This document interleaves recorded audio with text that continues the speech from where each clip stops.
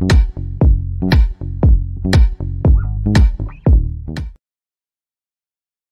morning children, welcome to class 5 mathematics.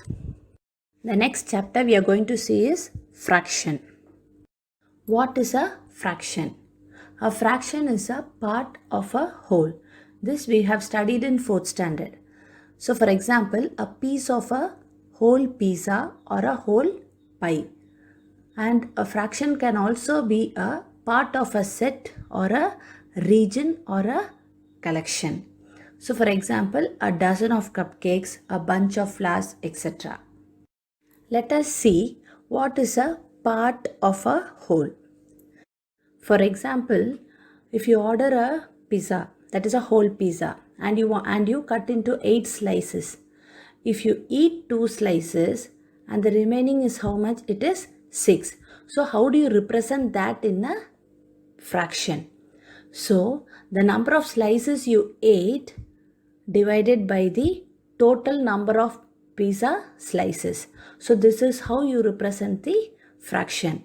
So the number of slices you ate is the numerator and the total number of pizza slices denote the denominator.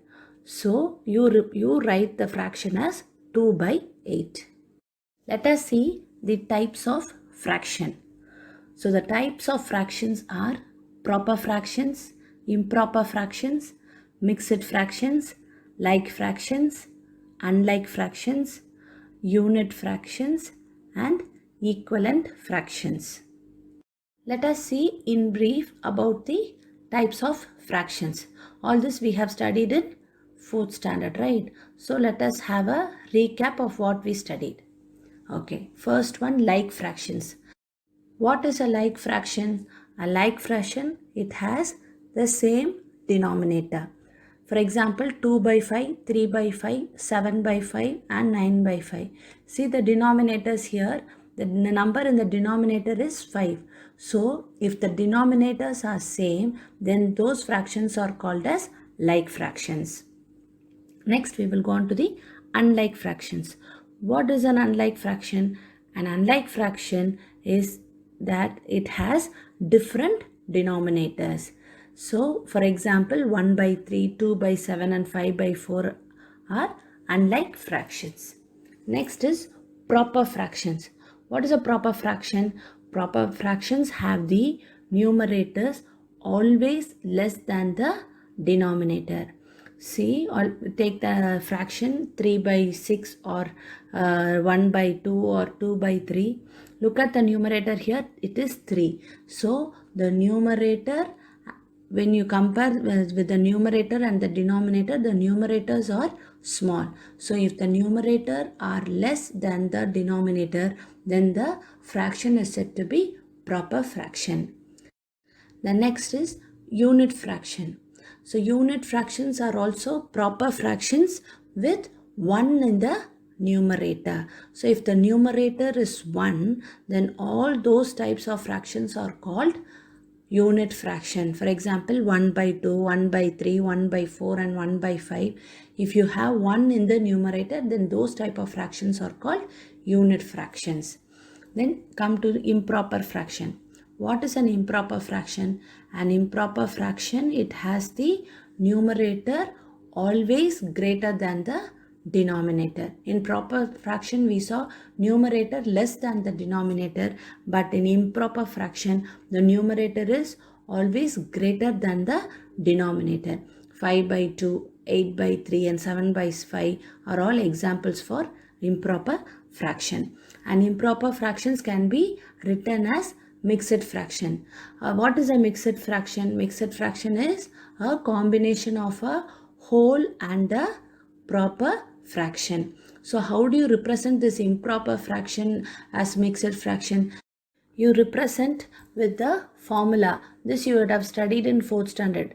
Q into R by D. That is, you divide 5 by 2 means you divide 5 by 2. So quotient what you get, it is 2. When you divide 5 by 2, you get quotient as 2 and the remainder as 1 and the divisor as 2. So Q into R by D. Q is 2 here and R is 1 and the divisor is 2. So 2 into 1 by 2. This is how you represent the mixed fractions. Next, we will go on to equivalent fractions. What is an equivalent fraction? The equivalent fractions which represents the same value with different numerators and denominators. Look at this pizza here. The first picture represents half of a pizza. So you write the fraction as 1 by 2. And the same half pizza is divided into two equal parts and you write the fraction as 2 by 4. And again this half is divided into 4 equal parts and you write the fraction as 4 by 8. See, when you look at this picture, you will know the fractions with different numerators and denominators, but they represent the same value of the whole. So, 1 by 2 is equal to 2 by 4 is equal to 4 by 8. Let us see another example for equivalent fraction. Sumit and Geeta have taken part in a craft competition. They got one sheet of colored paper each and Sumit cuts her paper into two equal parts and Geetika cuts her paper into four equal parts and Sumit uses one part of it and Geetika uses two parts of it. So the fraction of the drawing paper used by Sumit is one part out of two equal parts and Geetika uses two parts out of four equal parts. So this in fraction it is represented as 1 by 2 and 2 by 4 which is equal. So the denominators and the numerators are different but the value of the whole represents the same. One thing you have to note, for fractions to be equal, they should be from the same whole or equal sized wholes. Let us see how to write equivalent fractions in higher terms and in lower terms. So if you wanted to represent equivalent fraction in higher terms, you should multiply both the numerator and the denominator by the same number. So take the fraction 2 by 4. So if you wanted to represent this fraction in higher terms, you multiply 2 to the numerator 2 and also 2 to the denominator 4. So 2 multiplied by 2 will give you 4 and 4 multiplied by 2 will give you 8. So the fraction is 2 by 4 is equal to 4 by 8. So which represents the equivalent fraction in higher terms. Now let us see how to represent the equivalent fraction in lower terms. If you wanted to represent in lower terms, you should divide both the numerator and the denominator by one of their common factors. Suppose if you take 18 by 36. So the common factors between 18 and 36 is 6. So you divide 18 by 6 and 36 by 6. So if you divide 18 by 6, you get the answer as 3 by 6. So again 3 by 6 it can be divided further. So the common factors between 3 and 6 is 3. So you divide 3 by 3 and 6 by 3. So you get the fraction as 1 by 2. You can do either this way or so the common factor between 18 and 36 is you can divide it by 2 or 3 until you get the lowest term. You should divide it further. Let us see example 1. Make equivalent fractions by multiplying the numerator and denominator by the given number. So 2 by 3 by 2. You will multiply 2 in the numerator and also 2 in the denominator. So which in turn gives the answer as 4 by 6. Here 2 by 3 and 4 by 6 are equivalent fractions. 2 by 3 is equal to 4 by 6. Look at another sum, 3 by 7 by 5. So you multiply 3 by 5 and also 7 by 5. So you will get the fraction as 15 by 35. Here 3 by 7 and 15 by 35 are equivalent fractions. Example 2. Make equivalent fractions by dividing the numerator and denominator by the given number. So the previous example is writing the equivalent fraction in higher terms. Now you are going to write the equivalent fraction in lower terms. So lower terms means you will divide, higher terms means you will multiply. So 12 by 36 by 3. So 12 by 36, you divide 12 by 3 and 36 by 3. When you divide 12 by 3, the quotient you get it as 4, and when you divide 36 by 3, you get the quotient as 12.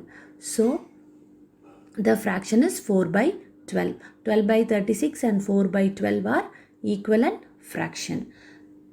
Let us see another sum, 13 by 65 by 13. So divide 13 by 13 and 65 by 13. When you divide, you get the fraction as 1 by 5. So 13 by 65 and 1 by 5 are equivalent fractions. Let us see example 3. Fill in each box to make equivalent fraction. So 1 by 2 is equal to, a missing part is given and divided by 10. Here the numerator is missing, but the denominator is given. 2 is equal to 10. So what multiplied by 2 will give you 10? So 2 into 5 is 10.